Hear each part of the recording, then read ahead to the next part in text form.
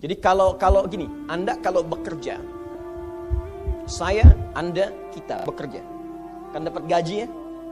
Gaji. Ya, itu bahasa Arabnya gaji. Sekarang ada yang menyebut ratib. Ratib. Pokoknya disebut ujrah. Pokoknya yang harus dibayar. Makanya kalau Anda ke Timur Tengah itu naik taksi, ada tulisan atasnya taksi ujrah. Ya, bukan punya si ujrah. Nanti kalau ke Mekah naik taksinya punya si ujrah, si ujrah punya banyak taksi. Ya, bukan. Itu taksi bayar. Bukan gratis, bukan free. Jadi begitu Anda keluar menggunakan jasanya, bayar, berikan pokok dari jasa yang telah dia kerjakan. Perhatikan baik-baik. Teman-teman sekalian, ketika Anda bekerja dalam urusan dunia, Anda mendapatkan ujrah. Nih bayar, 10 dinar, 10.000 rupiah, sekian, sekian, sekian. Ketika Anda kerjakan untuk misi akhirat supaya bekal untuk pulang, bukankah 10 juta ditabung, tabung, bikin rumah kan? Beli pakaian yang elok, beli kendaraan. Sama persis Anda sholat itu diberikan juga bayarannya. Diberikan juga pokok pemberiannya. Anda puasa diberikan pokoknya. Baca Al-Quran dikasih bayarannya. Namanya pahala. Dalam bahasa Al-Quran disebut ajrun namanya. Dunia ujrah, akhirat ajrun. Lahum ajrun ghairu mamnun. Ajrun.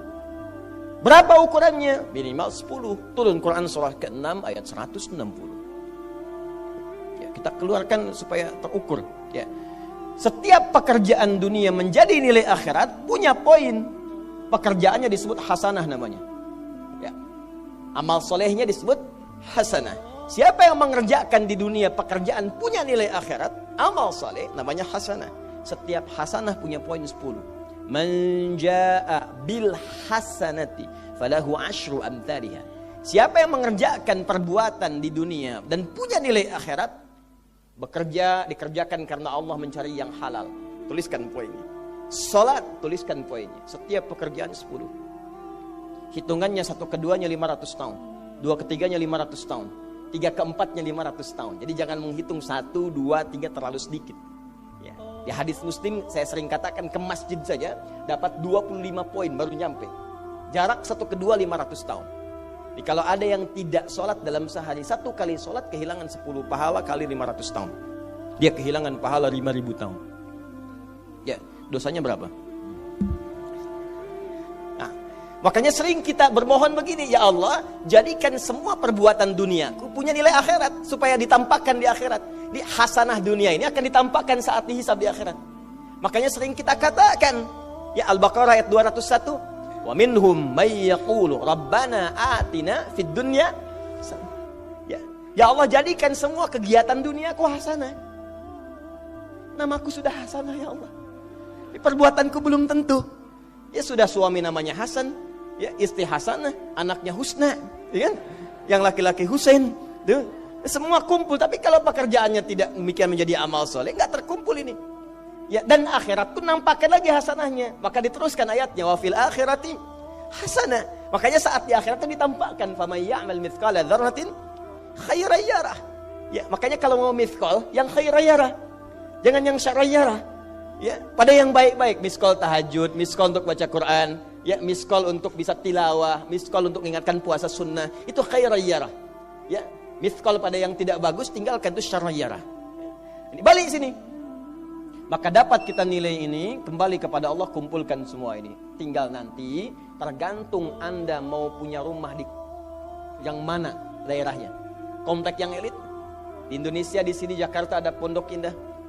Ada beberapa tempat-tempat yang lainnya. Elit kalangannya, Menteng, dan seterusnya. Maka di surga pun ada komplek yang elit-elit. Ada Firdaus, ada surga Aden, ada macam-macam. Tinggal Anda cari bekal yang serius, turunkan kemudian ke bumi. Cuman sayang, dari sekian waktu yang Allah berikan disebut dengan ajal, menjadi batasan kita untuk beramal. Setiap kita dibatasi oleh waktu. Seperti Anda pun bekerja dunia, bukankah ada waktunya? Waktu produktif untuk bekerja, setelah itu ada masa pensiunnya. Dalam bahasa Arab, sesuatu yang kita kerjakan dengan batas dan setelah hilang batasnya, selesai aktivitasnya, disebut dengan ajal namanya. Maka Allah membuat ketentuan, kita pun tidak abadi di bumi. Setiap kita punya batas waktu, kalau selesai dinas kita dan pulang kita untuk mempertanggungjawabkan semua yang kita kerjakan di sini. Maka turun Quran surah ke-7 ayat 30 berapa? 4 untuk menggambarkan ini. Walikulli ummatin ajal fa idza jaa ajaluhum la yastakhiruna sa'ata wa la yastaqdimun. Setiap umat seluruhnya tanpa kecuali itu pasti punya batas waktu untuk beraktivitas dan selesai pulang. Aktivitas kita ketika bergerak mencari kehidupan ma'isyah, pekerjaannya disebut dengan asya. Diingatkan kalau harakat fathah turun ke bawah kasrah artinya selesai harakatnya, hilang pekerjaannya. Dari asya menjadi isya. Setiap hari diingatkan kita dengan salat isya.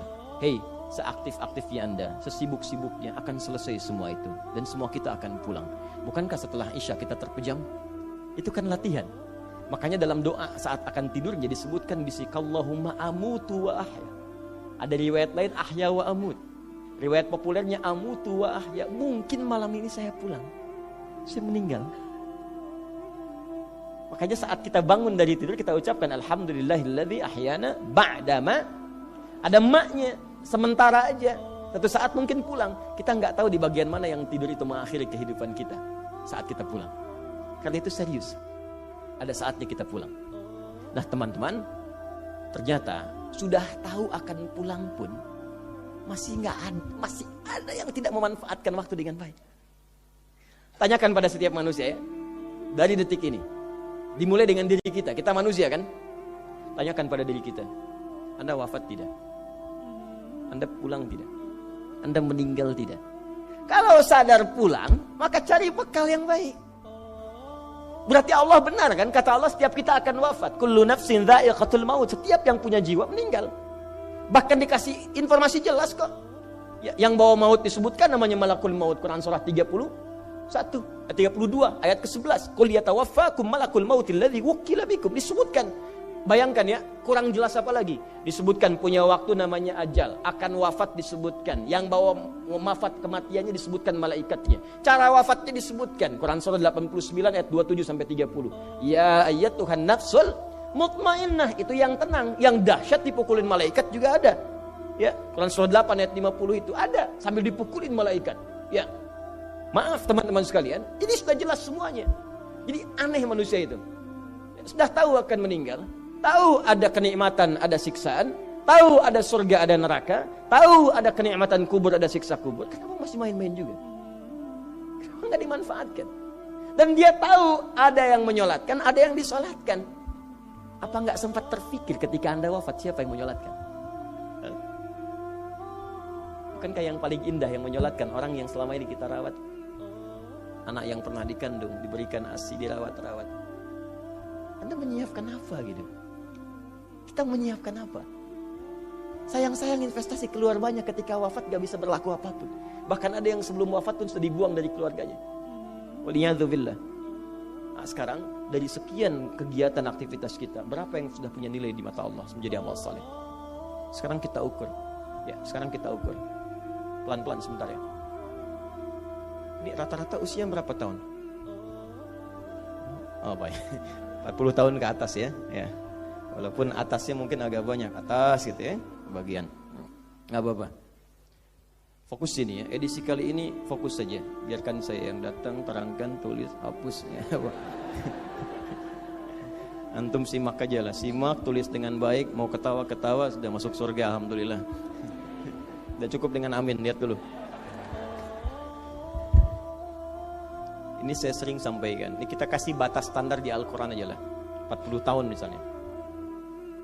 Ya, standar keseriusan beraktivitas. Ya, lihat sini.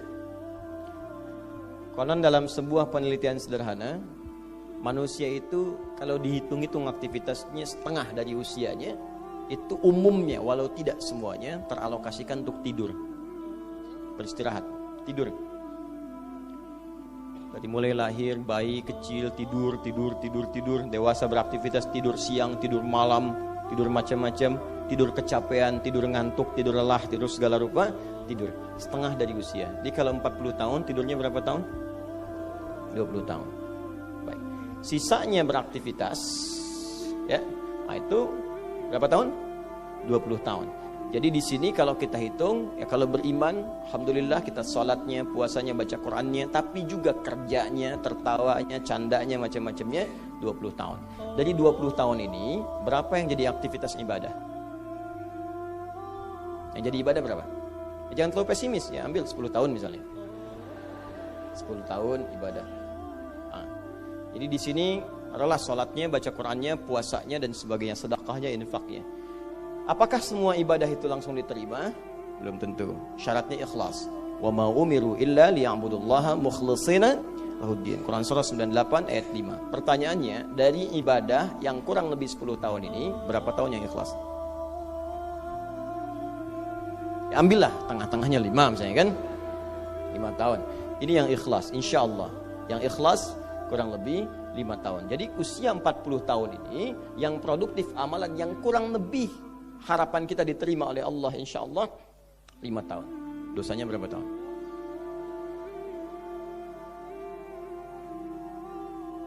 Dan masih bisa tertawa.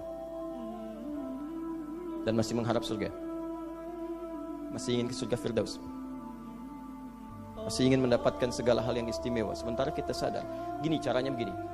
Coba ucapkan dengan kalimat yang lantang bahwa Anda tak punya dosa. Kalau tak mampu, berarti punya dosa. Ucapkan Anda sudah siap ke surga. Kalau tak mampu, amalnya masih kurang. Jadi kalau sudah merasa amal masih kurang, dosa banyak, terus masih main-main juga. Sudah tahu usia sudah di atas ini, ada yang 50, 60 tahu, waktunya sedikit. Yang kemarin-kemarin banyak yang sia-sia. Jadi kalau yang kemarin-kemarin kurang, masa sisanya masih dikurangi juga?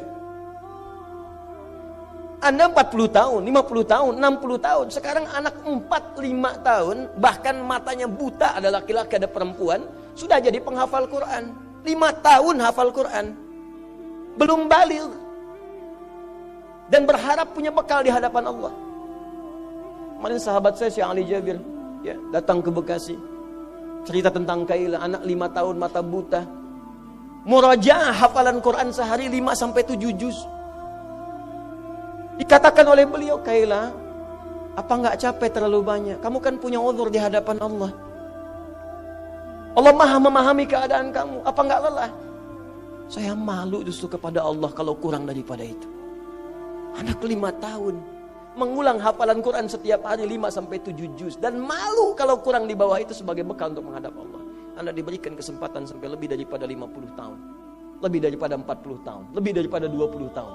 Dan sampai kesempatan itu, sampai hari ini pun untuk baca pun belum punya waktu. Dan Anda mengharap surga, Anda siapa?